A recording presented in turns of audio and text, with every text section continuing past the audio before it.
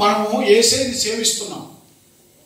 మునుపటి క్రిస్మస్ల కంటే ఈ సంవత్సరం క్రిస్మస్ చాలా అవగాహనతో చేసుకోవాలి. మనము ఈ క్రిస్మస్కి మిగతా క్రిస్మస్ పండుగలకి మనమే వ్యక్తిగతంగా ఒక వ్యత్యాసము అనుభవించాం. ఈ ప్రపంచంలో ఉన్నటువంటి మిగతా పండుగలకు క్రిస్మస్ పండుగకు వ్యత్యాసం ఏంటో మనం తెలుసుకోవాలి. మిగతా పండుగలు ఎలా చేస్తారమ్మా? చక్కగా బట్టలు, దేహాన్ని అలంకరించుకుంటారు, ఇంటిని అలంకరించుకుంటారు, మంచి పిండి వంటలు వండుకుంటారు, బంధుమిత్రులు పిలుచుకుంటారు, డీజేలు పెడతారు, గెంతులు వేస్తారు, రకరకాలైనటువంటి ఆర్భాటాలు చేస్తారు. ఆ పండుగ అయిన తర్వాత ఊర్లో ఒక 4-5 వ్యాపారాలు వస్తాయి. ఆడికాలు ఈడు తొక్కారని ఈడుకాలు వస్తారా? అక్కడ ఆ పండుగల్లో శరీర కార్యాలు ఉంటాయి, కామ క్రోధాలు పనిచేస్తాయి, వ్యసనాలు ఉంటాయి, మద్యం ఉంటుంది, మత్తు ఉంటుంది, మదం ఉంటుంది. క్రిస్మస్ పండుగలో ఏముంటుంది? పశ్చాత్తాపం ఉంటుంది, ఆదరణ ఉంటుంది, నిరీక్షణ ఉంటుంది, క్షమాపణ ఉంటుంది. ఇక్కడ మనిషి మనసు మారి దేవునితో ఐక్యమయ్యే పరిస్థితులు ఎక్కువ ఉంటాయి. ఆదరణ లేని వానికి ఆదరణ వస్తుంది. బంధకాల్లో ఉన్న వారికి విడుదల కలిగే మార్గం దొరుకుతుంది. దుఃఖంలో కన్నీటిలో ఉన్న వారికి ఇక్కడ ఒక ఆన్సర్ దొరుకుతుంది. ఆ పండుగలో ఏం దొరుకుతుంది? శరీరము దాన్ని ఇచ్చదు. ఒక అరగంట, గంట, లేకపోతే 2 గంటలు ప్రపంచంలో జరుగుతున్నటువంటి మిగతా పండుగల సందడికి ఈ పండుగకి వ్యత్యాసం. ఈ పండుగ మానవుని యొక్క జీవితాన్ని మార్చేది, మానవునికి నిత్యత్వానికి పంపించేది, మానవునికి ఒక పర్పస్ ఫుల్ లైఫ్ ఇచ్చేది. కనుక ప్రియమైన దేవుని బిడ్డలారా, ప్రతి సంవత్సరం మనం క్రిస్మస్ జరుపుకున్నట్టుగా జరుపుకుంటే మిగతా పండగలకి మనకి పెద్ద వ్యత్యాసం ఉండదు. సంవత్సరాలు గడుస్తున్న కొలది దేవుని బిడ్డలమైన మనము మరణమైనటువంటి క్రీస్తుని, మనం సేవిస్తున్నటువంటి దేవుణ్ణి వాక్యంలో నుండి లోతుగా తెలుసుకోవాలి. దేవునికి స్తోత్రం కలుగును గాక. ఈ లోకంలో అండి ఎన్నో శ్రమలు, ఎన్నో ఇబ్బందులు, ఎన్నో పోరాటాలు, కరువు, అనారోగ్యం, గలిబిలులు, ఉపద్రవములు. మనం కోరుకోకపోయిన తుఫాను ఆపగలమా? తెగులు ఆపగలమా? కరువును ఆపగలమా? ప్రమాదాన్ని ఆపగలమా? ఆనంద్ పాస్టర్ గారు, నేను సింగరాయకొండ దగ్గర కావల దగ్గర ఒక ఊరు వెళ్ళాము మొన్న. తెట్ట కదండి, తెట్ట. అక్కడ మాకు తెలిసినటువంటి ఒక సంఘ పెద్ద గారు ఉన్నారు, ఈ పోలయ్య గారి దగ్గర. సంఘంలో ఎన్నో యాక్టివిటీస్ చేసేవాడు, ఎంతో డబ్బు ఖర్చు పెట్టేవాడు. మన ప్రాంతానికి బాతులు తోలుకొని వస్తారు. మన దగ్గర బాతులు తోలుకొని వస్తే మనం వాళ్ళు చాలా పేదలు అనుకుంటాం. బాతుల వ్యాపారం సంవత్సరానికి 20 లక్షలు 10 లక్షలు సంపాదిస్తారు. 10 లక్షలు కనీసం ఎంత తక్కువ 10 లక్షలు సంపాదిస్తారు. ఒక 3 నెలలు గట్టిగా గుడ్లు పెడితే 10-15 లక్షలు సంపాదించేస్తారు. మన నాగి, కమ్మనమూడు అటు సైడ్ బాతులు వస్తాయి, చూసారా? పెద్ద వ్యాపారం అది. అలాంటి వ్యక్తులు మన సంఘానికి వచ్చేవారు, కమ్మనమూడులో సంఘానికి వచ్చేవారు. అందులో రత్తయ్య అనేటటువంటి వ్యక్తి, ఇంతకుముందు నేను, మా సోదరుడు ఆనంద్ పాస్టర్ గారు మిషన్ కోస్టల్ లైన్ 3 అనే పేరు పెట్టి మేము దివిసీమ నుంచి అటు ఏంటంటే తడ వరకు, మన ఆంధ్ర బోర్డర్ ఇటు దివిసీమ నుంచి తడ చెన్నై వరకు స్వార్థ ప్రకటించుకుని అనేక గ్రామాల దగ్గరికి వెళ్ళాము. అప్పుడు ఆయన దగ్గరికి వెళ్ళి స్వార్థ ప్రకటించాము. ఆ ఊర్లో మీటింగ్ పెట్టాము. ఆ కుర్రోడు మాకు ఓడించాము. ఆ మేనల్లుడికి పుట్టినరోజు కేక్ తేడానికి మన పిల్లలు పట్టుకోండి వెళ్ళాడు. యాక్సిడెంట్లో ఆ పిల్లోడు గాయపడ్డాడు. 15 లక్షలు ఖర్చు పెట్టాడు. పిల్లోడు ఒక 80 రోజుల తర్వాత చనిపోయాడు. ఆ సంఘటన ఆయనకి ఒక ప్రశ్న వచ్చింది, దేవుడు ఉంటే నా బిడ్డను కాపాడలేడా? ఇన్ని లక్షలు ఖర్చు పెట్టానే, ఇంతమంది సేవకులకి నేను ఆదరించానే, ఏ మీటింగ్లోనైనా సరే అందరూ 10,000 ఇస్తే నేను 20,000 ఇచ్చానే, బహిరంగ సభ జరిగితే నా మటుకు నేనే సౌండ్ సిస్టమ్ పెట్టానే, లైటింగ్ పెట్టానే, నేను ఎక్కడెక్కడో బస వేసుకొని యాత్రికుడికి పరదేశకుడిలాగా ఈ బాతులు పట్టుకొని దేశాలు తమిళనాడు, కర్ణాటక, ఆంధ్ర ఈ 3 రాష్ట్రాల్లో తిరుగుతూ దేశాల్లో తిరుగుతున్నప్పుడు ఎంతోమంది సేవకులు వచ్చినప్పుడు నా గుడారంలో భోజనం పెట్టాను. నా దేవుడు అడ్డం పడలేకపోయాడని ఏడ్చాను. అడగండి పాస్టర్ గారు, నేను అక్కడికి వెళ్ళలేదండి. ఆ బిడ్డ చనిపోయిన తర్వాత ఆదరించడానికి వెళ్ళాను, పలకరించడానికి, పరామర్శించడానికి. ఆయన భార్య కన్నీళ్ళు దుఃఖము ప్రియమైన దేవుని బిడ్డలారా, రకరకాలైనటువంటి సమస్యలు, రకరకాలైనటువంటి పోరాటాలు, రకరకాలైనటువంటి ఇబ్బందులు, రకరకాలైనటువంటి ఉపద్రవాలు మన జీవితంలో మనకు వస్తాయి. అయితే కొలస్సీయులకు రాసిన పత్రిక 2వ అధ్యాయం 2వ వచనంలో ఏముందో తెలుసా? మర్మమైనటువంటి క్రీస్తు యేసుని మనం తెలుసుకున్నప్పుడు మన హృదయాంతరంగాలలో ఆదరణ కలుగుతుందట. చప్పటి కొట్టి దేవుని నామమున మహిమపరచండి.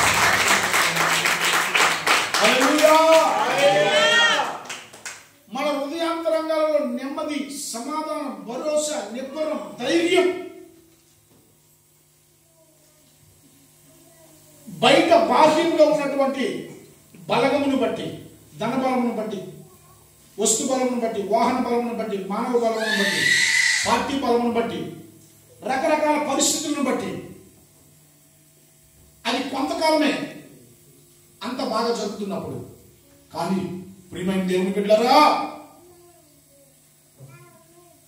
యేసయ్య ద్వారా, యేసుక్రీస్తు ప్రత్యక్షత ద్వారా మనకు కలిగేటటువంటి ఆదరణ చాలా వ్యత్యాసంగా ఉంటుంది. దేవునికి స్తోత్రం కలుగునుగాక. నేను వెళ్ళే మార్గము నా యేసుకే తెలియును, శోధింపబడిన మీదట నేను సువర్ణముగా మారేదను.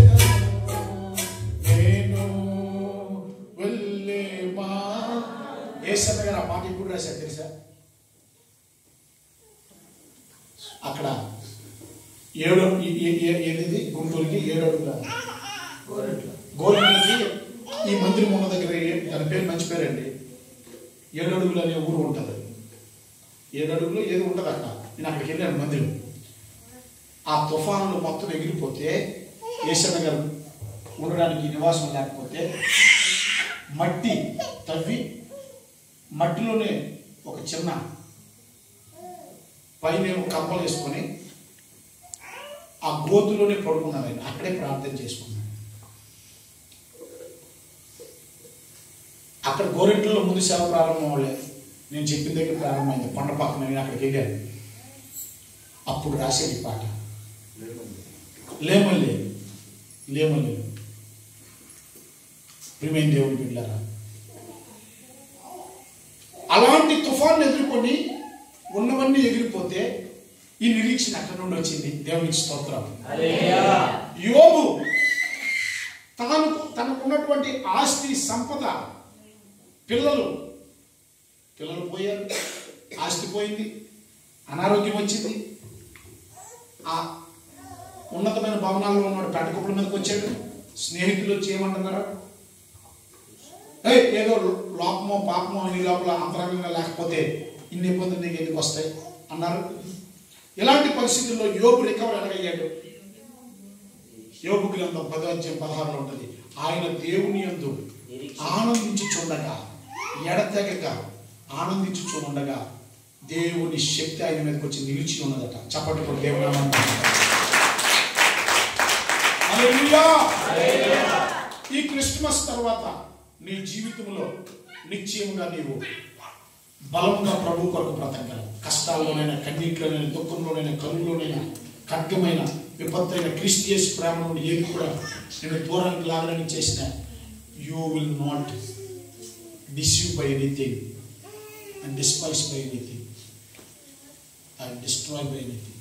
ఎవరి చేత నువ్వు మోసగింపబడలేదు. మోసగించడానికి ప్రయత్నించిన నీకు దైవ జ్ఞానం ఒక ప్రక్రియ లేఖన ప్రత్యక్షత నేను నిలబెట్టును గాక. హల్లెలూయా. చాలా మంది యవ్వన పిల్లలు ఉన్నారు. దేవుడు ఎవరో తెలుసా మీకు? చాలా మంది బిడ్డలు ఉన్నారు. ఇప్పుడు మా ఆనంద్ పాస్ గారు 3 బిడ్డలు ఉన్నారు. ఇక్కడ నాతో పాటు వచ్చిన 2 కుర్రోళ్ళు ఉన్నారు. అక్కడ బాబు దేవుడికి ఉన్న లక్షణాలు ఏంటో నీకు తెలుసా? దేవుడు అని చెప్పుకున్న వారికి మనం ప్రశ్నిస్తే ఈ లక్షణాలు లేకపోతే దేవుడు కాదు అని చెప్పడానికి లక్షణాలు తెలుసా? మనం ఏదో అనాలోచితంగా చేసేది సేవించకూడదు. మంచి ప్రశ్నలు వేసుకుంటే మంచి సమాధానాలు వస్తాయి. దేవునికి స్తోత్రం కలుగునుగాక. అజ్ఞానంగా ఉండకూడదు. యేసు ఎందుకు దేవుడయ్యాడో మనం తెలుసుకోవాలి.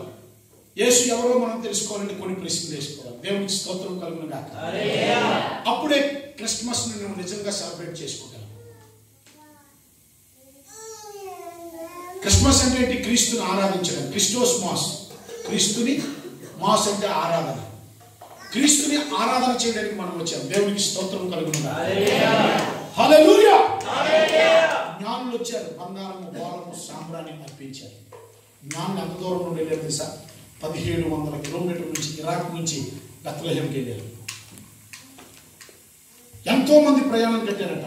అరణ్యంలో, ఎడారిలో ప్రయాణం అది. అందరు వాళ్ళు నమ్మలేదు. కొంతమంది చేరారు. Very few people.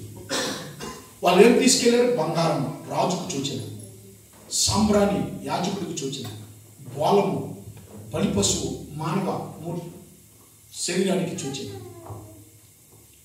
అర్పించారు. చంటి బిడ్డను చూసి 8 మీకు విషయం తెలుసా అండి? గొల్లలు జ్ఞానులు ఒకేసారి యేసయ్యను పూజించలేదు. గొల్లలు యేసు ప్రభు పుట్టినరోజు నాడే సేవించారు. జ్ఞానులు చాలా 8, 6 నెలలు 8 నెలల తర్వాత సేవించారు. హల్లెలూయా. అందుకే ఏ రోజు 1-2 సంవత్సరాలు ఉన్న వాళ్ళందరూ చంపిమన్నారు. అర్థమవుతుందా? వాళ్ళందరూ కలిసి ఒకేసారి సేవించలేదు. అది అయితే ప్రియమైన దేవుని బిడ్డలారా, గొల్లలైతే దూత చేత చెప్పబడిన మాటలు అలా ఉన్నాయో లేదని తెలుసుకోవడానికి వెళ్ళారు. పొత్తుగుడ్లతో చుట్టబడినటువంటి యేసుని చూసి మహా ఆనందభరితులైపోయారు. ఆ మాటలు దాచుకోలేక అందరికీ చెప్పుకొని వచ్చారు. దేవునికి స్తోత్రం కలుగునుగాక. సంతోషితులైనారు. గొల్లలతో చెప్పినప్పుడు దూత ఏం చెప్పింది తెలుసా? మీరు భయపడద్దండి, మీకు సంతోషం అంది, లోకరక్షకుడు పుట్టి ఉన్నాడని చెప్పింది. దేవునికి స్తోత్రం కలుగునుగాక. పామరులు పండితులైనటువంటి శాస్త్రి ఈ వీళ్ళు వెళ్ళారు.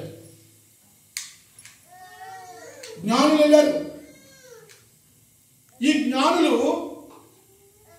ఒక నక్షత్రాన్ని చూసి వెళ్ళారు. ఆకాశాన్ని, భూమికి సమీపంలో నక్షత్రం వచ్చింది. ఆ సూచన ఏంటంటే ప్రజాపతి పుడతాడు, రక్షకుడు పుడతాడు, దేవుడే మానవుడిగా వస్తాడని గ్రంథాల్లో రాయబడి ఉంది. ఆ ఆర్య గ్రంథాల్లో రాయబడినటువంటి దానిని చూసి వీళ్ళు దాన్ని వెంబడిస్తూ ఉండగా అది యెరూషలేము వైపు వెళ్ళింది. దేవునికి స్తోత్రం. ఇజ్రాయెల్ దేశం వైపు వెళ్ళారు. అందుకే అక్కడికి వెళ్ళి రాజుకి అడిగారు, అయ్యా ఈ నక్షత్రం కలబడింది, యూదుడు రాజుగా పుట్టినవాడు ఒకడు ఉన్నాడు, యూదుడు రాజుగా పుట్టినవాడు ఉన్నాడంటే రాజు కోపం వచ్చింది. నేను రాజుగా ఉంటే ఇంకెవరు రాజు? అప్పుడు పిలిపించాడు శాస్త్రులు. అక్కడ ఉన్నటువంటి యాజకులు వచ్చారు, మత్తయి సువార్తలు వచ్చి ఎక్కడ పుట్టారో చెప్పారు. కానీ ఆ పండక్కి ఎవరు వెళ్ళలేదమ్మా? యాజకులు, శాస్త్రులు వెళ్ళలేదు. ఎక్కడ పుట్టారో చెప్పారు కానీ వెళ్ళలేదు. జ్ఞానులు ఎంతో దూరం నుండి వచ్చి వెళ్ళారు. గొల్లలు వెళ్ళారు. మరియమ్మ, యోసేపు ఇచ్చారు. దేవునికి స్తోత్రం. ఈ రాత్రి మీకు చెప్తున్నాను, జాగ్రత్తగా వినండి. దేవుడు ఎవరు అంటే ప్రియమైన దేవుడు బిడ్డలారా, దేవుడు ఎవరో ముందు తెలుసుకోండి. దేవుడు ఎలా ఉంటాడంటే దేవుడు సమయంతోనూ స్థలంతోనూ పదార్థంతో సంబంధం లేనివాడు. No matter, no space, no టైంతో సంబంధం లేనివాడు. దేవుడు అనంతుడు, నిత్యుడు, ఆల్ఫా ఒమేగా ఉన్నాడు. దేవుడు సర్వశక్తివంతుడు, సర్వాంతర్యామి, సర్వము ఎరిగినవాడు. దేవుడు ఎవరు? సర్వ సృష్టికర్త, సర్వానికి ఆయనే లయకర్త కూడా. దేవుడు ఎవరు? సర్వమును నిర్వహిస్తున్నవాడు. సమస్తము ఆయన మూలంగా కలిగింది, ఆయన ద్వారా కలిగింది, ఆయన నిమిత్తమే కలిగింది. దేవుడు ఎవరు? వాక్యమై ఉన్నాడు, ప్రేమై ఉన్నాడు. దేవుడు ఎవరు? ప్రియమైన దేవుడు బిడ్డలారా, ఆయన ఈ లోకానికి ఆది అంతముగా ఈ లోకానికి వచ్చాడు. ఆయనే సత్యము, ఆయనే జ్ఞానము, సత్య సంపూర్ణుడై ఈ లోకానికి వచ్చాడు. దేవునికి స్తోత్రం కలుగును గాక. జీవము లేని వాటన్నిటికీ జీవం ఇచ్చేవాడే దేవుడు. దేవుడు పరిశుద్ధుడై ఉన్నాడు. హల్లెలూయా. జీవము లేని వాటన్నిటికీ దేవుడు ఎవరు? ఆత్మ ఉన్నాడు, వెలుగై ఉన్నాడు, జ్ఞానమై ఉన్నాడు, పరిశుద్ధత ఉన్నాడు, నీతి అయి ఉన్నాడు, విమోచన అయి ఉన్నాడు. దేవుడు ఎవరు? కనికరము, దయ, దీర్ఘశాంత, విస్తారమైన కృప, సత్యమై ఉన్నాడు, సాత్వికము, దీన మనస్సై ఉన్నాడు. దేవుడు ఎవరు? అదృశ్యుడు, అనంతుడు, సర్వ సృష్టికి ఆయనే ఆది సంభూతుడు, అన్నిటికంటే ముందుగా ఉన్నవాడు ఆయనే, అన్నిటికీ వెనుకున్నవాడు కూడా ఆయనే. దేవుడు ఎవరు? పరిశుద్ధుడు, ప్రేమమయుడు, సర్వ పాపానికి దోషానికి పరిహారకుడు ఆయనే, పూజారుకుడు కూడా ఆయనే. చెప్పండి కూడా దేవుడు నామమున. దేవుడు ఎవరు? ఎలా ఉంటాడు? కామ, క్రోధ, మద, మత్సర, మోహము లేనివాడు దేవుడు. హల్లెలూయా. దేవునికి ఇన్ని లక్షణాలు ఉన్నాయి, ఇంకా చాలా ఉన్నాయి. హల్లెలూయా. అయితే ప్రియమైన దేవుని బిడ్డలారా, ఆ అదృశ్యుడైన దేవుడు,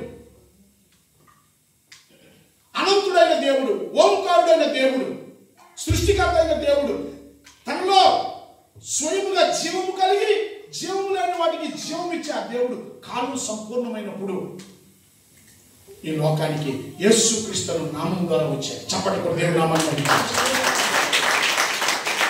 హల్లెలూయా. ఈ క్రిస్మస్ గురించి ఈ సంవత్సరం నేను ధ్యానం చేస్తున్నప్పుడు కొన్ని పదాలు పరిశుద్ధాత్మ దేవుడు బైబిల్లో వాడాడు. యేసు వచ్చాడని కొంతమంది రాశారు. యేసు పంపబడ్డాడట. యేసు యాదగిరిగా మన కొరకు ఒక కుమారుడు పుట్టి ఉన్నాడు.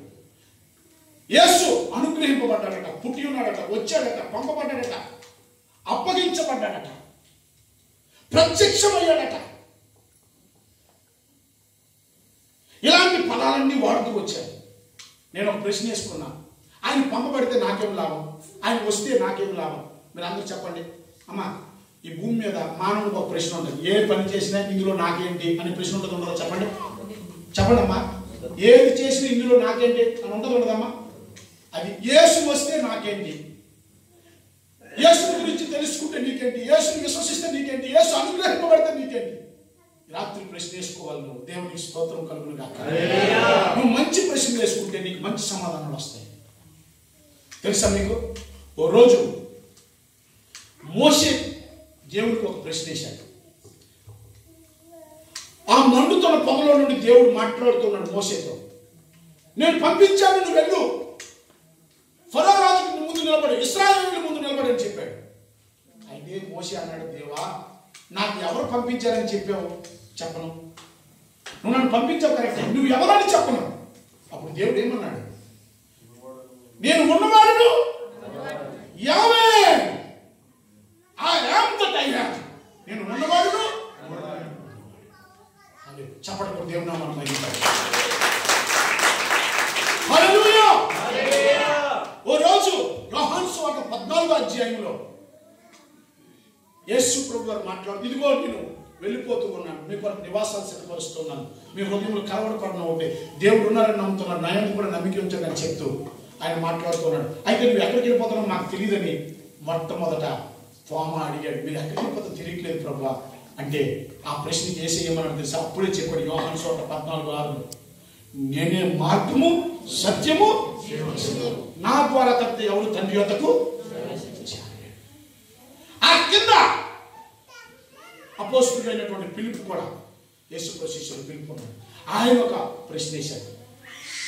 ఆ తండ్రిని కనపరిస్తే మాకు చాలు, నా ద్వారా తప్పితే తండ్రి యొద్దకు ఎవరు వెళ్ళలేరు అని అంటే ఆ తండ్రిని కనపరిస్తే చాలు అన్నాడు. అప్పుడు యేసు ఏమన్నాడు తెలుసా?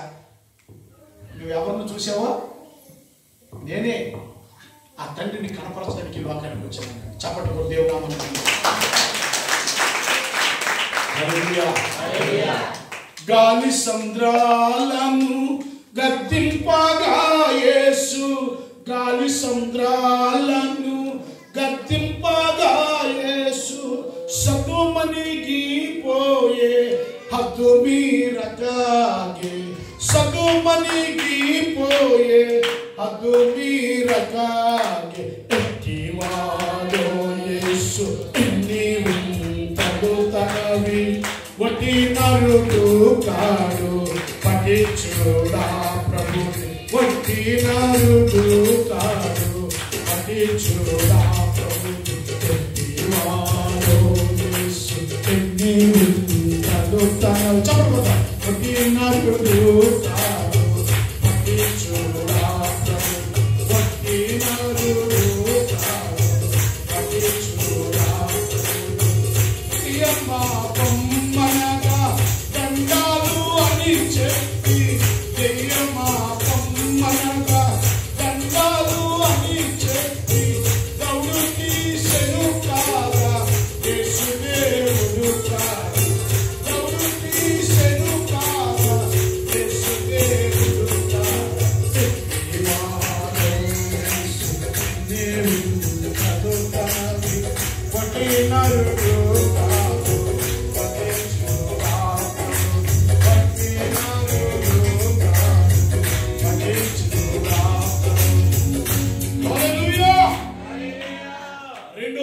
సమాధానం చెప్తాను. దేవుడని ఎవరైనా చెప్పుకుంటే మనం ప్రశ్న వేయాలండి. జాగ్రత్తగా వినండి. నేను దేవుణ్ణు అన్నాను అనుకోండి, ఇప్పుడు పోలీసుల దగ్గరికి వెళ్ళి పెద్దల దగ్గరికి వెళ్ళి నేను మోహన్ రావు అన్నాను అనుకోండి, ప్రూఫ్ ఏది అంటారా? చెప్పండి అండి. ప్రూఫ్ అంటూ నీ ప్రూఫ్ ఏది అంటారా? ఐడెంటిటీ కార్డు ఏది అంటారు? నువ్వెవరు అర్థమవుతుందా? అప్పుడు మనం చెప్తాం అడ్రస్ పలానా పలానా తండ్రి పిల్ల పేరు చెప్తాం. హల్లెలూయా.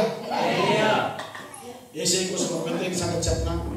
యేసు ప్రభు వారు ఈ లోకంలో ముగ్గురు తల్లిదండ్రులు సంపర్కం లేకుండా పుట్టారు. అమ్మ నాన్న కన్యకి లేకుండా ముగ్గురు పుట్టారు. మొట్టమొదటిగా ఆదాము పుట్టాడు. దేవుడే మట్టిని తీసి బొమ్మను చేశాడు.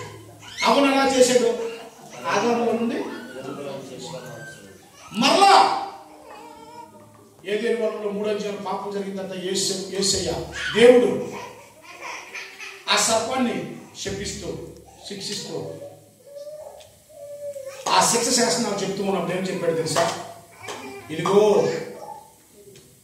స్త్రీ కన్ను కుమారుని చేత నీ తల తొక్కిస్తానని చెప్పాడు. హల్లెలూయా.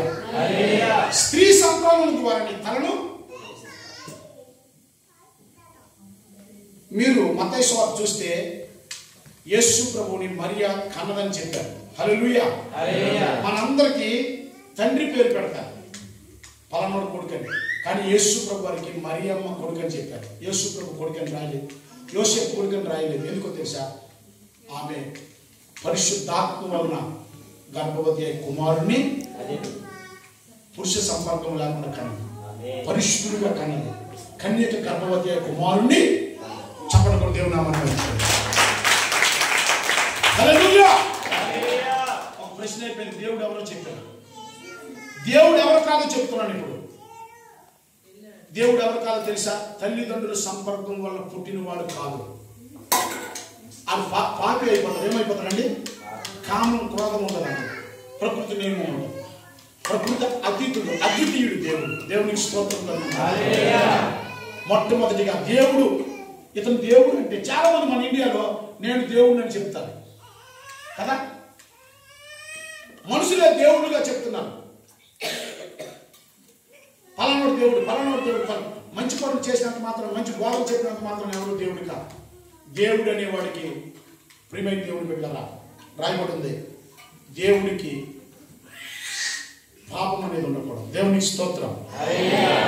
తల్లిదండ్రుల సంపర్కం వలన పుట్టినవాడు కాకుండా ఉండాలి దేవుడు. రెండవది, దేవుడని ఎవరినైనా పిలిస్తే మానవ చేతులతో చేయబడినది కాకుండా ఉండాలి. మూడవది, సూర్యచంద్ర నక్షత్రాలు గ్రహాలు సృష్టిలో ఉన్నవి. సృష్టికర్త దేవుడు అవుతాడు కానీ సృష్టింపబడిన వేరు కూడా దేవుడు కాదు. నాలుగవది, పక్షులు జంతువులు లేకపోతే రకరకాలు ఏమైనా సరే, రాళ్ళు రకలు లేకపోతే ఇంకోటి ఏ రూపం కూడా నేను తప్ప వేరొక రూపం మీకు, ఏ రూపం కూడా దేవుడు ఎవరు? అనంతుడు. ఆయనకి ఏ రూపం ఉందో చెప్పండి. ఆయన గుణాలు మనం చెప్పగలం కానీ గాలికి ఏ రూపం ఉందో మనం చెప్పగలమా? గాలిలో ఉన్నటువంటి హీలియం,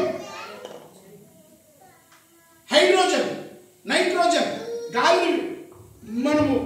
డిఫైన్ చేయడానికి ఆక్సిజన్ని విభజించగలం, కానీ ప్రాణవాయువుగా కార్బన్ డైఆక్సైడ్ ఇలా విభజించగలం, కానీ గాలిని మనం స్పర్శ చేయగలం, కానీ గాలిని చూడగలమా? ఏ నరుడు దేవుణ్ణి చూడలేదు, ఏ రూపము లేదు. తర్వాత పురాతనమైనటువంటి కథలలో చెప్పబడిన వ్యక్తులు, పురాణాల్లో ఉన్నవారు, నీతి బోధన చేసిన వారు దేవుడు కాదు. శుద్ధశక్తిలో ఈవిల్ స్పిరిట్స్ కూడా దేవుడు కాదు. దేవుడు ఎలా ఉంటాడో తెలుసా? ప్రియమైన దేవుడు పెట్టారు, ఇందాక మీకు చెప్పాను, పరిశుద్ధుడు, అనంతుడు, చాలా విషయాలు చెప్పాను. ఓమిని పట్టండి, ఓమినిషన్, ఓమిని ప్రెజెంట్, ఇలా మీకు చెప్తూ వచ్చారు. దేవుడు నామానికి మహిమ కలుగును గాక. ఈ రాత్రి దేవుడు ఎందుకు రావాలి, ఎవరి కొరకు రావాలి నేను చెప్తూ ఉన్నాను. యేసు ఈ లోకానికి వచ్చినప్పుడు ఏం చెప్పాడు తెలుసా? నశించిన దాన్ని వెతికి రక్షించడానికి నేను వచ్చాను.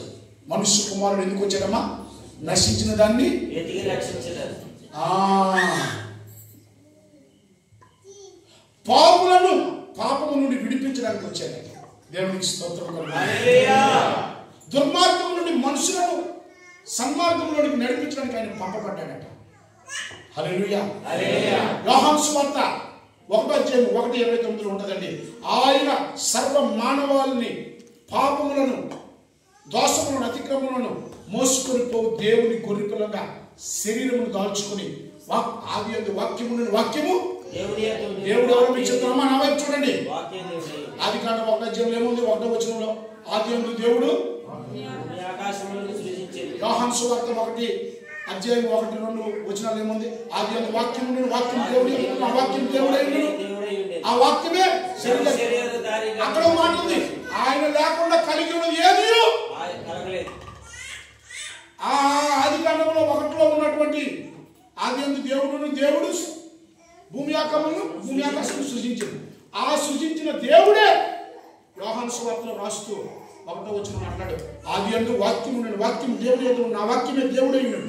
ఆయన లేకుండా కలిగి ఉన్నది ఏది అంటే ఆ సృష్టికర్తే ఈ ప్రభు అయిన యేసుక్రీస్తు. చప్పట్లు దేవుడు నామమున హల్లెలూయా. మానవుల చేతులతో సృష్టింపబడినది కాదు. ఈ సృష్టిలో ఉన్నటువంటి సూర్య చంద్ర నక్షత్రాలు, మొక్కలు, చెట్లు, పశువులు, రూపాలు, ఇవి ఏమి కూడా, పంచభూతాలు ఏవి కూడా, గాలి, నీరు, నేల, అవన్నీ దేవుడు మన కొరకు పెట్టాడు. కానీ అవి దేవుళ్ళు, దేవతలు కాదు. ప్రియమైన దేవుడు బిడ్డలారా, కనుక ఈ రాత్రి మీకు చెప్తున్నాను, నువ్వు ఎలాంటి దేవుడిని సేవిస్తున్నావో తెలుసుకోవాలి. యేసయ్యకు మిగతా దేవునికి వ్యత్యాసం తెలుసుకోవాలి. క్రిస్మస్కి మిగతా పండుగలకి వ్యత్యాసం తెలుసుకోవాలి.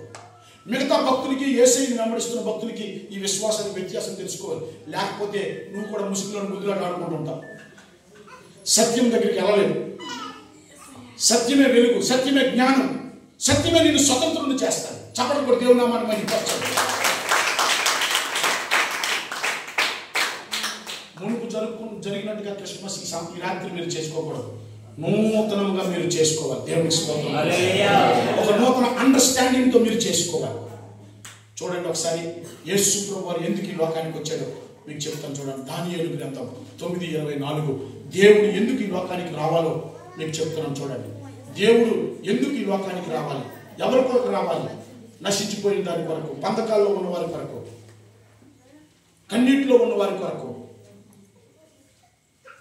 యేసయ్య వచ్చాడు. దేవునికి స్తోత్రం కలుగును గాక. నలిగిపోయిన వారికి విడుదల ఇవ్వడానికి వచ్చాడు. కృంగిన వారిని లేవనెత్తడానికి వచ్చాడు. బంధింపబడిన వారికి విడుదల ఇవ్వడానికి వచ్చాడు. బాధింపబడిన వారికి విడుదల ఇవ్వడానికి వచ్చాడు. దేవుని యొక్క లోకాసువార్త 4:16 ఆయన అభిషేకించి నన్ను ఇలా పంపించాడని చెప్పాడు. దేవునికి స్తోత్రం కలుగును గాక. దానియేలు గ్రంథంలో దేవుడు ఎందుకు వచ్చాడో రాయబడింది. ఒకసారి చూడండి. దానియేలు గ్రంథం 9వ అధ్యాయం. దేవుడు ఎందుకు రావాల్సి వచ్చింది, ఎందుకు రావాల్సి వచ్చింది? 9:24 ఉంది చూడండి. తిరుగుబాటును మాన్పుటకును, పాపమును నివారణ చేయుటకును, దోషము నిమిత్తం ప్రాయశ్చిత్తము చేయుటకును, యుగాంతము నుండి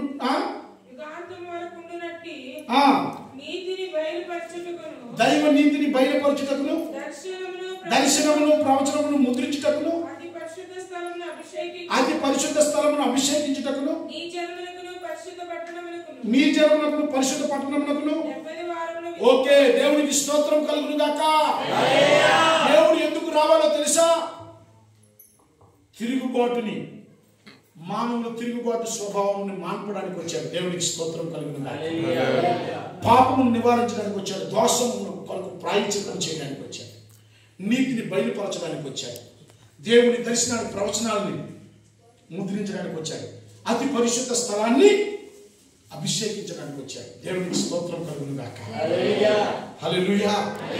దైవ జనాంగమా, యేసును నమ్ముకున్న వారి సాక్ష్యాలు మనం వింటే, నేను ఒకప్పుడు దొంగతనం చేసేవాడిని, ఇప్పుడు మారిపోయినాను. ఒకప్పుడు రౌడీజం చేసి ఇప్పుడు మారిపోయినాను. ఒకప్పుడు హత్య చేశాను, ఇప్పుడు ఒకప్పుడు మాంత్రికుడిగా ఉన్నాను, ఇప్పుడు మారిపోయినాను. ఈ సాక్ష్యాలు మిగతా ఎక్కడైనా మీరు విన్నారా? మిగతా విశ్వాసాలు జైనిజంలో విన్నారా? ముస్లిమిజంలో విన్నారా? హిందూయిజంలో విన్నారా? బౌద్ధిజంలో విన్నారా? మారు మనస్సు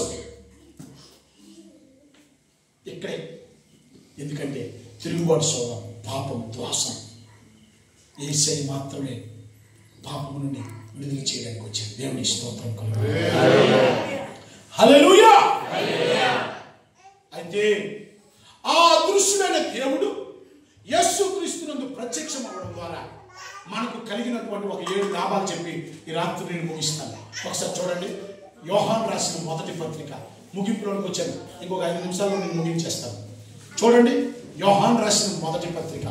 ప్రియమైన దేవుడు బిడ్డలారా, దేవుడు ఎవరు? దేవుడు ఎవరు కాదు. దేవుడు ఎందుకు రావాల్సి వచ్చింది? దేవుడు ఎవరి కొరకు రావాల్సి వచ్చింది? ఇప్పుడు చెప్తున్నాను. ఆ దేవుడు యేసుక్రీస్తునందు ఎందుకు ప్రత్యక్షం కావాల్సి వచ్చింది? ఆ అదృశ్యుడైన దేవుడు, అనంతుడైన దేవుడు, సృష్టికర్త అయిన దేవుడు, అక్షరుడైన దేవుడు, పరిశుద్ధుడు, నీతిమంతుడు, వాక్యమైన దేవుడు, ఆత్మైన దేవుడు, కాలంతో, సమయంతో, పదార్థంతో సంబంధం లేని ఆ దేవుడు, అనంతుడైన ఆ దేవుడు, బ్రహ్మాండమునంతటినీ సృష్టించిన దేవుడు.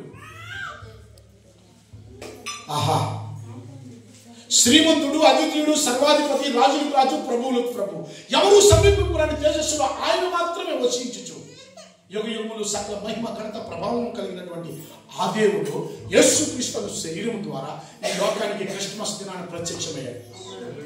హల్లెలూయా. ఎందుకు ప్రత్యక్షం అవ్వవలసి వచ్చింది? చూడండి, మొదటి యోహాను రాసిన పత్రిక 1:2 చదవండి. ఆ జీవము ప్రత్యక్షమాయను,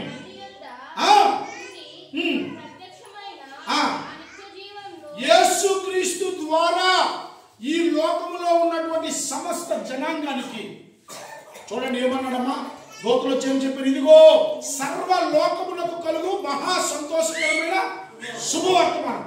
సర్వలోకానికి, నాగాలాండ్ ప్రజలకే కాదు, కోడూరు ప్రజలకే కాదు, అవనగడ్డ దివిషంలో ఉన్నటువంటి ప్రజలకే కాదు, పల్నాడులో ఉన్నటువంటి ప్రజలకే కాదు, ఆంధ్ర, తెలుగు, కర్ణాటక మాట్లాడుతున్నటువంటి మనకే కాదు, భూమి మీద ఉన్నటువంటి సకల దీవుల్లో ఉన్న వారికి, సకల దేశంలో, సకల జాతుల్లో, ఎడారుల్లో, అరణ్యములో, వాట్ నాట్ ఎవ్రీవేర్ మానవునికి, ప్రతి మానవుని కొరకు ఆయన జన్మించారు. దేవునికి స్తోత్రం కలుగును.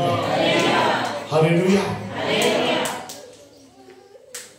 కోట్ల రూపాయల ఆస్తిపరుడికి కుటుంబ సమస్యలు అవే ఉంటాయి, రోగాలు అవే ఉంటాయి. పేదోడికి కుటుంబ సమస్యలు అవే ఉంటాయి, రోగాలు. కాకపోతే కొత్త వీడికి 10,000తో తేలుతుంది, అది 10 లక్షలతో తేలుతాడు, ఇంకోటికి 10 కోట్లతో తేలుతాడు. డబ్బు ఎక్కువ ఉందనుకోండి. నాకు బాగా తెలుసండి, పలాసలో నేను సేవ చేస్తున్నప్పుడు ఒక టీచర్కి ఒకలాంటి జబ్బు వచ్చింది. ఆ జబ్బు ఏంటో తెలుసండి, మనిషి భార్య అయినా, బిడ్డలైనా, బంధువులైనా ఆయన దగ్గరికి వెళ్తే ఆ వాసన తట్టుకోలేదు. ఒకలాంటి క్యాన్సర్ అది, ఊపిరితిత్తులకు సంబంధించి. మనిషి దగ్గరికి వెళ్తే ఆ వాసన తట్టుకోలేదు, పౌడర్ రాసుకుంటే ఇంకా తట్టుకోలేదు. ఆయనకి ఉన్న పాటున ప్రత్యేకమైనటువంటి విమానం కట్టుకొని చైనా కూడా తీసుకుని వెళ్ళారు. అయినా చనిపోయాడు. ఎంత భయంకరమైన రోగం అండి. డబ్బు కాబట్టి తీసుకుని వెళ్ళాడు. పేదోడైతే చూడండి, ఎంత చెట్టుకి అంత కాలే. ప్రతి మనిషికి కూడా కామ, క్రోధ, మద, మత్సరం, లోభం, పాపం, అతిక్రమం, మనమందరం కూడా అలాగే ఉన్నాం. అయితే మనల్ని విడిపించేవాడు ఎవడు? మనల్ని కాపాడేవాడు ఎవడు? యేసయ్య రక్షకుడు. దేవునికి స్తోత్రం. మన పాపముల వలన మనకు వచ్చేది ఏంటమ్మా? జీతము మరణం. ఆ మరణమును ఎవరు తప్పించగలరంటే జీవం ఉన్నవాడే మరణం తప్పించగలరు. దేవునికి స్తోత్రం. వెలుగులో ఉన్నవాడే చీకటిలో నుండి విడిపించగలరు. జ్ఞానం ఉన్నవాడే అజ్ఞానాన్ని విడిపించగలరు. ధనవంతుడే పేదవాడిని విడిపించగలరు. అంతేనా కాదమ్మా? కనుక మరణం నుండి విడిపించడానికి దేవుడు క్రీస్తు యేసు ద్వారా జీవమును ప్రత్యక్షపరిచాడు. దేవునికి స్తోత్రం. హల్లెలూయా. రెండవ చూడండి, యోహాను రాసిన పత్రికలో 2వ అధ్యాయం 4వ అధ్యాయం 9వ వచనం చూడండి. 4వ అధ్యాయం 9వ వచనం త్వరగా ఎందుకు దేవుడు యేసుక్రీస్తు ద్వారా ప్రత్యక్షం కావాల్సి వచ్చింది? మనము ఆయన ద్వారా జీవించినట్లు దేవుడు తన అద్వితీయ కుమారుని లోకంలోనికి పంపెను. దీని వల్ల దేవుని మన యందుంచిన ప్రేమ హల్లెలూయా. దేవుడు క్రీస్తు యేసు ద్వారా ఎందుకు ప్రత్యక్షమయ్యాడు తెలుసా? క్రీస్తు యేసు ద్వారా దేవుడు తన ప్రేమను మనకి బయలుపరిచాడు. చప్పట్లు దేవుని నామమున. ప్రేమ ఏం చేస్తుంది? ప్రేమలో క్షమాపణ ఉంది, కనికరం ఉంది, దయ ఉంది. ఎంత పరాకాష్ట అండి! ఆయన్ని కొడుతూ ఉంటే కొట్టినోళ్ళ కోసం ఏమని చేస్తారు? తండ్రి వీరు ఏం చేయించున్నారో వీరిని. అబ్బమ్మ, ఎంత పరాకాష్ట ఉంటుంది! ప్రేమ డమ్మంగా ప్రవర్తించదు, విప్పొంగదు, అమర్యాదగా ప్రవర్తించదు. అన్ని దాచుకోను, అన్ని తాలుకోను, అన్నింటినీ నమ్మును, త్వరగా కోపపడదు. యేసే ప్రేమ ఎంత గొప్పదో! ఆయన ప్రేమకి ఎంత బలం ఉందో తెలుసా? ఎంత ఘోర పాపనైనా క్షమించగలిగే బలం ఉంది. చప్పట్లు కూడా దేవుని నామమున. కరుడు కలిగిన వారిని కూడా క్షమించగలిగేటటువంటి ప్రేమ ఉంది. మీకు చెప్తాను చూడండి, యేసే ప్రేమ ఎంత గొప్పదో. నాకు ఒక ఫ్రెండ్ ఉన్నాడండి, ఒక పెద్ద ఆయన గారు. మీకు రాజమండ్రి సెంట్రల్ జైలు ఉంది కదా, ఎవరైనా నేరం ఘోరం చేస్తే లాస్ట్ ఫైనల్ ఎక్కడికి వేస్తారు? తీర్పు. రాజమండ్రి సెంట్రల్ జైలులో సువార్త ప్రకటించడానికి ఒకే ఒక పాస్టర్ గారు నడుముతున్న ఆంధ్ర రాష్ట్రంలో. ఆయన పేరు థామస్ ఆచార్య. ఆయన నాకు one of the best friend. మన చర్చికి కూడా వచ్చి వాక్యం చెప్పాడు సంగమేశ్వరం. నేను వాళ్ళ ఇంటికి వెళ్ళాను. వాళ్ళ సంఘంలో నేను మా పాస్టర్ 3 రోజులు సభ పెడితే వాక్యం చెప్పడానికి వెళ్ళాను. జాగ్రత్తగా వినండి. ఓ సంవత్సరం, కొన్ని సంవత్సరాల క్రితం 94లోనో ఇప్పుడు మన చిలకలూరుపేటలో బస్సు కాల్ చేశారు. తెలుసా మీకు? చిలకలూరుపేటలో హైవేలో బస్సు తగలబెట్టారు, అగ్గి తగ్గించారు ఇద్దరు.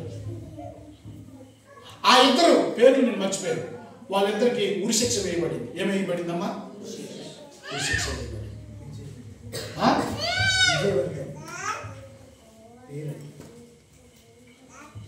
లేదు నా దగ్గర ఉంది, నాకు టైం అవుతుంది అని చెప్పట్లేదు. ఆ పేరు నాంచాయను ఇంకో పేరు ఉండదు. అయితే ప్రిమియం దేవుడు పెట్టారా? వాళ్ళిద్దరు ఉరిశిక్ష వేయబడింది. వాళ్ళిద్దరికి ఈ ఉరిశిక్ష తీర్పు రాకముందు జైల్లో ఉన్నారు. జీవిత ఖైదీ సేపు ఉంది వాళ్ళకి. వినండి, సువార్త ప్రకటించారు. వారు మారు మనసు రక్షణ పొందుకున్నారు. చివరి కోరిక అడుగుతారు కదండి, అడగరా? ఏంటమ్మా నీ చివరి కోరిక? ఏంటయ్యా నీ చివరి కోరిక అంటే, రేపు మాకు బాప్తిసం ఇవ్వాలని అడిగారు. రేపు మాకు తెల్లవారులు ఇస్తే, రాత్రి బాప్తిసం, తెల్లవారులు ఇస్తే ఏపునే ఊరి తీసేస్తాను. ఆ రాత్రి 2 గంటలకి సాయంత్రం బాప్తిసం ఇచ్చే చివరి కోరిక అయిపోయింది. ఏగుజావునే ఊరి తీసేస్తారు. ఆ జైలు వార్డెన్ వచ్చి పరుగు 2 గంటలకి ఒక వార్త ఇచ్చాడు. ఏంటో తెలుసా వార్త? ఉరిశిక్ష పడినటువంటి ఒక ఖైదీకి మరణశిక్ష నుండి విడిపించడానికి ఈ దేశంలో ఒకే ఒకరికి పవర్ ఉంది. ఎవరికంటే రాష్ట్రపతికి. ఎవరికమ్మా? రాష్ట్రపతికి. జైలు నుండి విడిపించడానికి చాలా మందికి అధికారం ఉంది, కానీ ఉరిశిక్ష నుండి విడిపించడానికి రాష్ట్రపతి గారు పంపించారు ఒక ఉత్తరం. వీళ్ళిద్దరికీ క్షమాపేక్ష పెట్టారు. తెల్లవారులు ఇస్తే మరణం బదులు వారికి స్వేచ్ఛగా ఈ లోకంలో వదిలేశారు. చప్పటి దేవునామమున. ఎందుకో తెలుసా? వారు యేసుని నమ్ముకున్నారు. దేవునికి స్తోత్రం కలుగును. వారు బాప్తిసం తీసుకున్నారు, మారు మనసు పొందుకున్నారు. వారు మారిన జీవితం కొరకు జైల్లో రాశారు ఒక ఉత్తరం. వీళ్ళు మారిపోయారు. క్షమాపేక్ష పెడితే బాగుంది.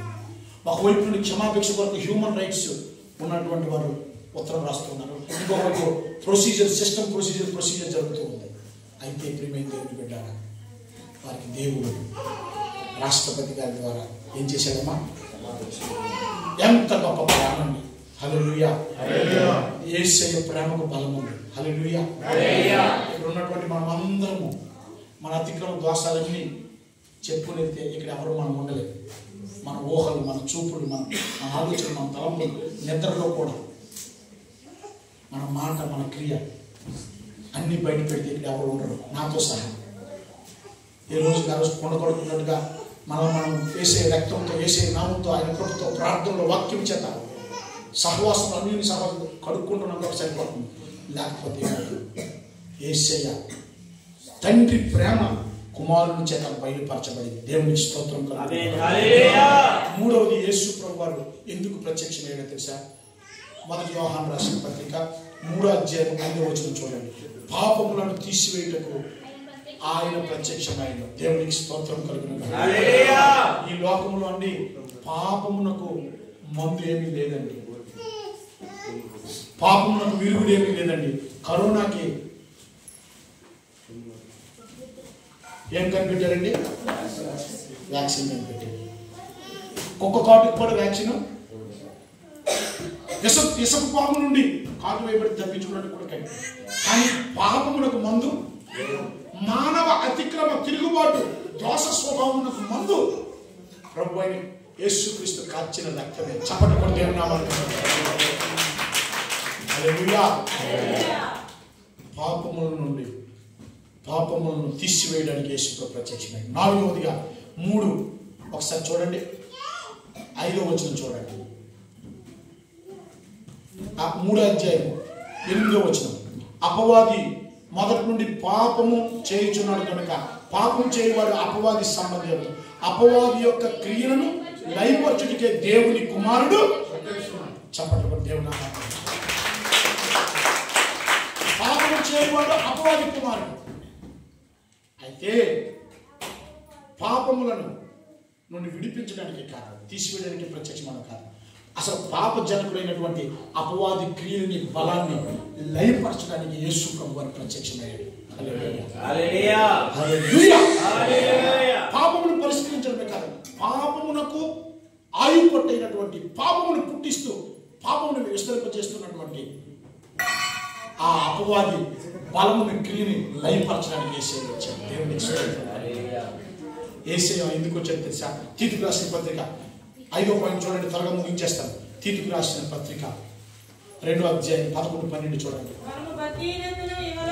మనము భక్తిహీనతను ఇహలోక సంబంధమైనటువంటి దురాశలతో విసర్జించి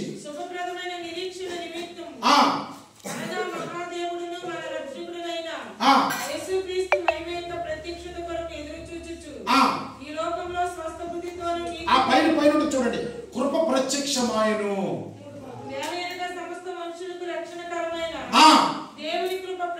హల్లెలూయా. యేసుక్రీస్తు ద్వారా జీవం ప్రత్యక్షమైంది, దైవ ప్రేమ ప్రత్యక్షమైంది, దేవుని కృప ప్రత్యక్షమైంది, పాపమునకు ప్రాయశ్చిత్తం ప్రత్యక్షమైంది.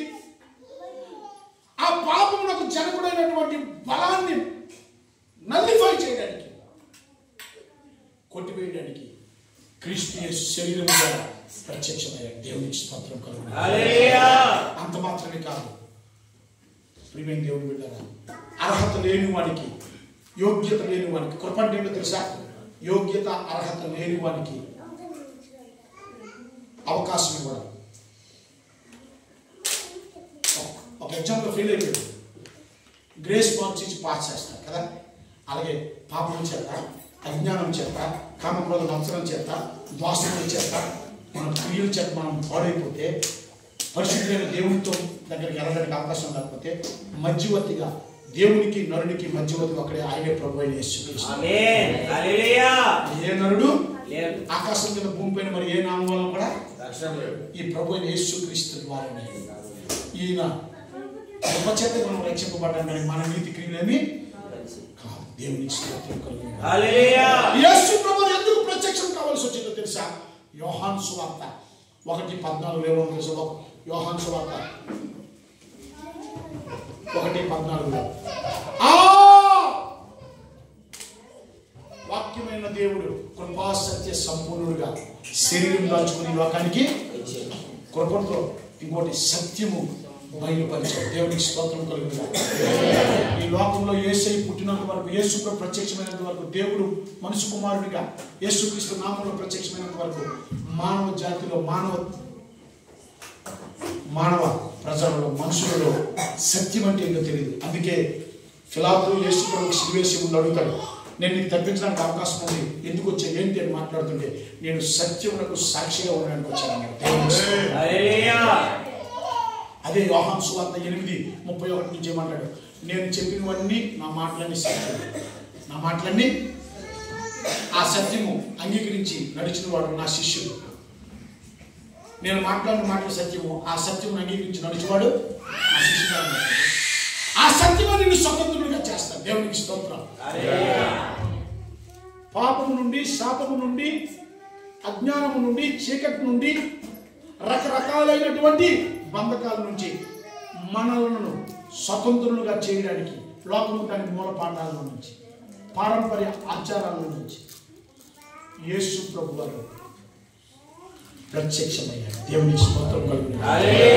యేసు ప్రభు వారు చివరి ఒక మాట చెప్తారు, శరీరం కాల్చుకొని ఈ లోకానికి ఎందుకు ప్రత్యక్షమయ్యారు తెలుసా? పరిశుద్ధమైనటువంటి గొర్రె పిల్ల, నిష్కలంకము నిర్దోషమైనటువంటి గొర్రె పిల్ల. దేవునికి స్తోత్రం కలుగును. హల్లెలూయా. దైవజనంగా చెప్పడం దేవుడు మనం మహిమపడతాం. ఈ రాత్రి మీరు ఎంతో భాగ్యవంతులండి. ఈ మాటలు విన మీరు ఎంతో భాగ్యవంతులు. హల్లెలూయా. యజ్ఞం చేసినప్పుడు అండి, పాప పరిహారార్థ యజ్ఞం చేసేటప్పుడు ఆ బలి పశువు, ఆ మేకపిల్లకి ఎన్ని గుణాలు ఉండాలో తెలుసా? అది మచ్చలేని మేకపిల్ల ఉండాలి, లోపము లేని మేకపిల్ల ఉండాలి, 10 రక్షణలు ఉన్నాయి, రాతి స్తంభానికి కొట్టబడాలి. ప్యాషన్ ఆఫ్ క్రైస్ట్ సినిమాలో మనం చూస్తే రాతి బండకు కట్టి బండతో కొట్టారు.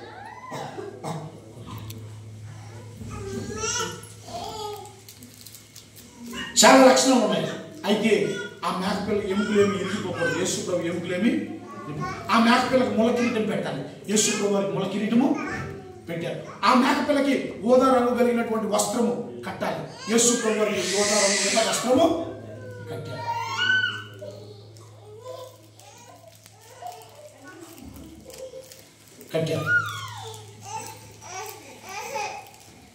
దైవజన పాప పరిహారార్థమైనటువంటి బలి పశువుగా యేసుక్రీస్తు ప్రభు వారు ఒకేసారి బలి అయిపోయాడు. దేవునికి స్తోత్రం కలుగునుగా.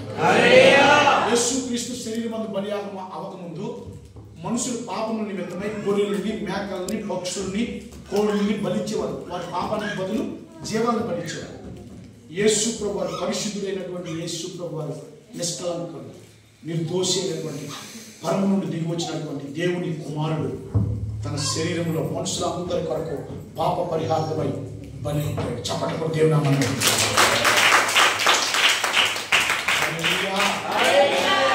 ఇప్పుడు చెప్తున్నాను, యేసు పుడితే నీకేంటి, యేసు వస్తే నీకేంటి, యేసు ప్రత్యక్షమైతే నీకేంటి, యేసు పంపబడితే నీకేంటి, వేసుకున్నావా? ఆయన అనుగ్రహింపబడితే ఏంటి నీకేంటంటే, యేసు క్రీస్తు నందు విశ్వాసం ఉంచుకోవాలి. దేవుడు లోకం ఎంతో ప్రేమించదు కాగా తన అద్వితీయ కుమారుని లోకానికి ఆయన విశ్వాసం ఉంచువాడు నశింపక, నువ్వు ఆయన విశ్వాసం ఉంచకపోతే, ఆయన నామాన్ని విశ్వాసం ఉంచకపోతే రక్షణ లేదు. రక్షించడానికి నీకు దేవుని ప్రేమ అర్థం కావాలి. అందుకే యేసయ్య తండ్రిని ప్రత్యక్షపరచడానికి వచ్చాడు. దేవుని జీవం నీకు అర్థం కావాలి. అందుకే యేసు ప్రభువు తన మాటలో జీవము ఆత్మయును, ఆయన కృప నీకు అర్థం కావాలి. అర్హత లేని మనకి తండ్రితో సమాధానం పరచడానికి ఆయన కృప మనకు కావాలి. కృప వెంబడి కృప మనకి ఇచ్చారు. దేవునికి స్తోత్రం కనుక ప్రియమైన దేవుని బిడ్డలారా, యేసయ్య నీ కొరకే వచ్చాడు. అర్థమవుతుందా? యేసు నా కొరకే వచ్చాడు.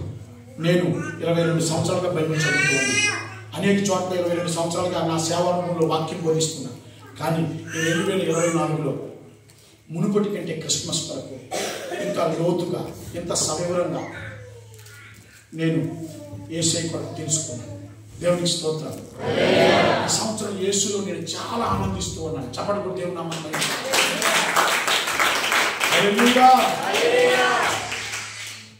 మీ అందరికీ క్రిస్మస్ శుభాకాంక్షలు. 2024లో కుటుంబాలుగా మీరందరూ దేవుణ్ణి ఇలాంటి ఒక చక్కని అవగాహనతో, పూర్ణ హృదయంతో, పూర్ణాత్మతో, పూర్ణ మనసుతో యేసుని ప్రేమించండి, యేసుని సేవించండి.